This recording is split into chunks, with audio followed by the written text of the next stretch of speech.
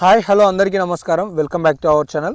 తెలంగాణ రాష్ట్రంలో 4016ల చేయూత ఆసరా పెన్షన్కి సంబంధించి ఇప్పుడే ఒక కీలక అప్డేట్ వచ్చింది.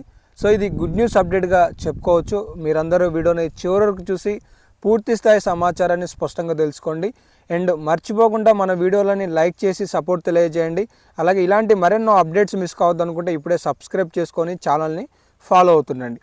ఇక లేట్ చేయకుండా లేటెస్ట్ అప్డేట్స్లో కనుక వచ్చేసినట్లయితే తెలంగాణ రాష్ట్రంలో రాష్ట్ర ప్రభుత్వం అధికారంలోకి వస్తే, కాంగ్రెస్ ప్రభుత్వం అధికారంలోకి వస్తే ఏదైతే చేయూత కింద 4000 రూపాయల పెన్షన్ అందిస్తామని చెప్పేసి ఎన్నికల హయాంలో చెప్పిందో దీనికి సంబంధించిన పూర్తి స్థాయి కార్యాచరణ రాష్ట్ర ప్రభుత్వం ప్రారంభించినట్లుగా తెలుస్తుంది.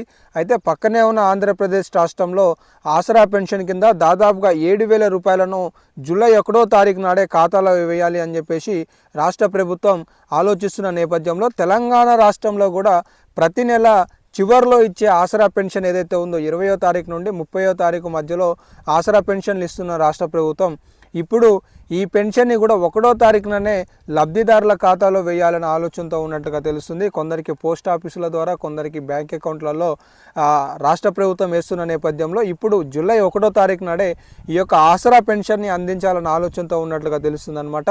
అయితే ఏదైతే కొత్త పెన్షన్ పథకం ఉన్నదో దానికి సంబంధించి పూర్తి స్థాయిలో సర్వే చేపట్టిన అనంతరం 2 నుండి 10 లక్షల మంది లబ్ధిదారులకు ఆసరా పెన్షన్ కట్ అయ్యే అవకాశాలు ఉన్నాయని ప్రాథమికంగా రాష్ట్ర ప్రభుత్వం యుద్ధ సమాచారం ఉన్నట్టుగా తెలుస్తుంది.